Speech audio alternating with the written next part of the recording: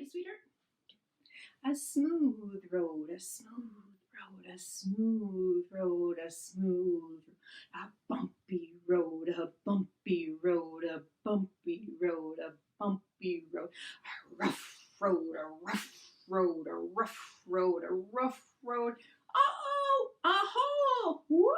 And we fall down and pop back up. Must have been a big pothole in our road.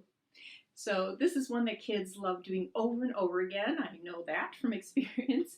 And just caregivers, please be patient with your babies and toddlers. If there's something they like to do and they want to do it over and over again, that's how they're learning. Every time they do it, they're learning something new. Their brains are finding something new to do with it. So be patient and practice, practice, practice.